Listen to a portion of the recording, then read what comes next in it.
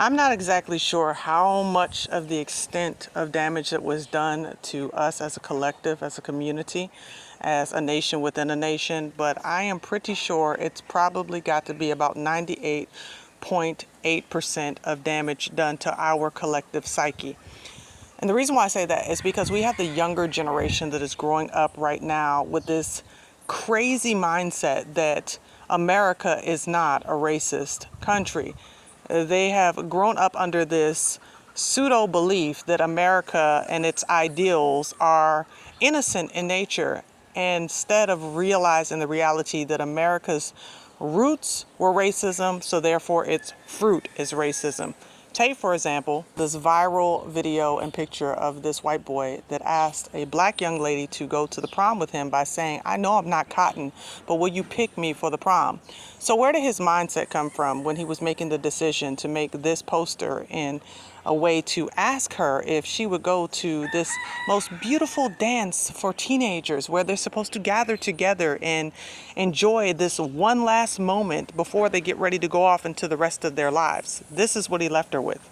But more disturbing than that is what she is actually conveying through her picture. She's excited. She is holding up the sign right along with him and feeling honored. She's feeling honored to be picked by the one who asked if she would pick him, like as though he was cotton on a plantation.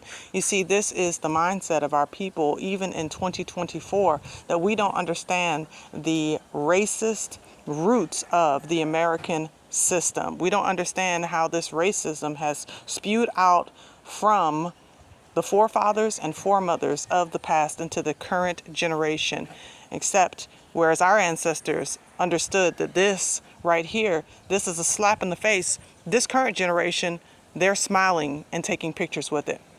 But see, here's the thing. This is not a new phenomenon.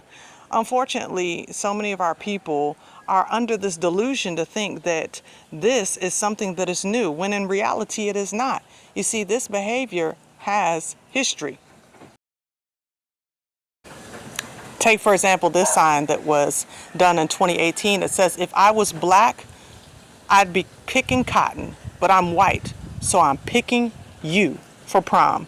Oh yes, this is not the first time a white boy who has asked a black young lady, if she would go to the prom by referring to picking her as in picking cotton, her picking him, picking cotton like on a plantation.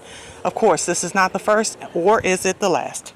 I found this sign peculiar because it's actually three young ladies that say, "You may be picking cotton, but we're picking you to go to the prom with us." These are friends. These are friends that are coming together, and they decided that they are going to hold up this sign. And once again, you see the black girl that's in the middle, and she looks a little bit uncomfortable, but she's still there in the middle holding the sign up. This is the reality of this current generation. Now, this white boy in 2022 got a little bit more creative and said, "The heck with that cotton. That's too obvious. How about I may not be the right color, but prom with the watermelon?" You see, we are seeing all of what America has to offer through its youth that it professes do not exist in a racist place, but yet from 2018 to 2024, and that's just what I was able to find, we see that there is a condition, there is a pattern of these young white boys continuing to look at black girls in the same light that their forefathers and their foremothers looked at our ancestors as slaves, period, point blank.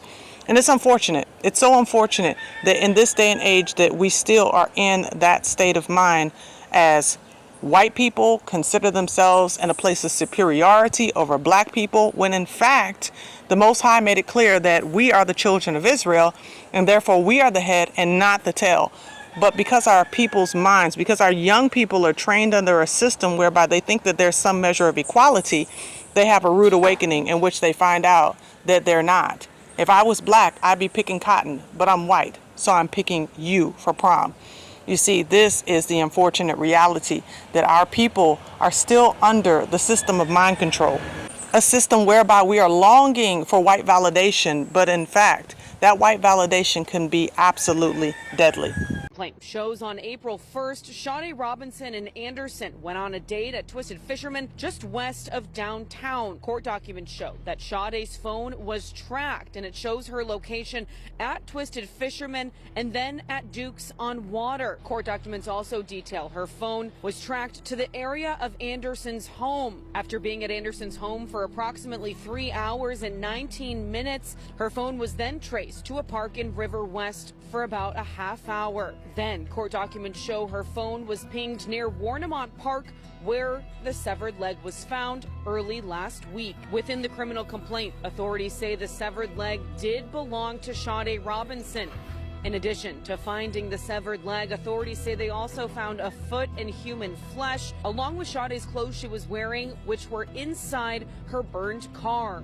Inside the courtroom this morning, Anderson's attorney tried to get the intentional homicide charge thrown out. He stated that he didn't believe there was enough probable cause for the intentional homicide charge. The judge denied that motion and says there is enough probable cause for the intentional homicide charge. Defense also asked for Anderson's bail to be taken down to $500,000. Sade Robinson's family spoke with us briefly after the court appearance. Sick son of a is gonna pay. This is justice for Sade. Who the would do something like this to my beautiful baby? She hurt nobody. The monster responsible for killing this beautiful young woman, Sade, was the son of a millionaire. And as you saw, his attorney tried to say that this was not premeditated, that this heinous crime, that this clear Neanderthal committed against this beautiful black woman was just happenstance. It wasn't something that he actually took the time to think about as he dismembered her members from her body and hid her. You see, this is the system that we live in. And for those of you who get frustrated and angry when black people say we need to stick to ourselves, we need to stick to our own, and you say, oh, you guys are being racist and we're not in that system anymore, I want you to take a good look at this story.